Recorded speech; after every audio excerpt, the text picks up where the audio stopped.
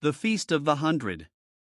The top 100 influencers of the world, actors, politicians, musicians, and cultural icons, each received a scroll sealed with the crest of a prince. The message was brief: you will be collected on a certain date. Prepare yourself. None dared to refuse. On the appointed day, sleek black vehicles arrived at their doors. They were transported in silence, their phones confiscated, their questions ignored. Eventually, they were delivered to a hidden base carved into the earth. A helicopter descended into a cavern, lowering them into a place no human had ever seen. When the massive doors opened, the guests were struck by visions of creatures that did not belong to Earth. They had entered Utopia, a realm of impossible beauty and unsettling peace. The air shimmered with colors unknown, and the walls pulsed faintly as if alive.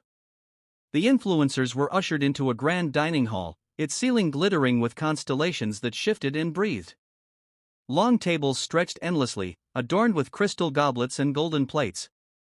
Servants, neither human nor beast, glided silently between the guests, placing before them trays of exquisite hors d'oeuvres. At first, the food was divine, delicate, fragrant, and unlike anything they had tasted.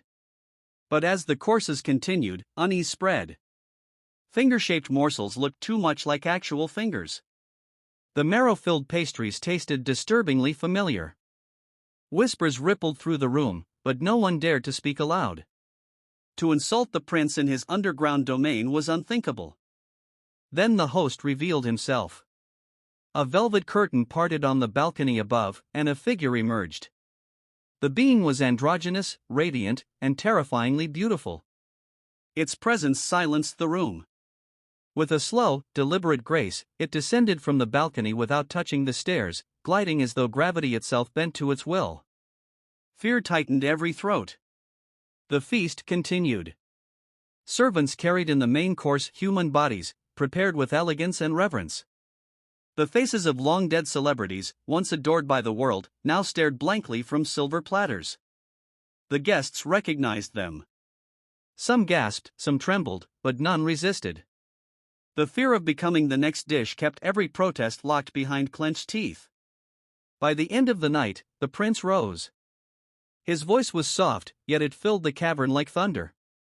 I desire this, that humanity learns to accept the flesh of its own kind.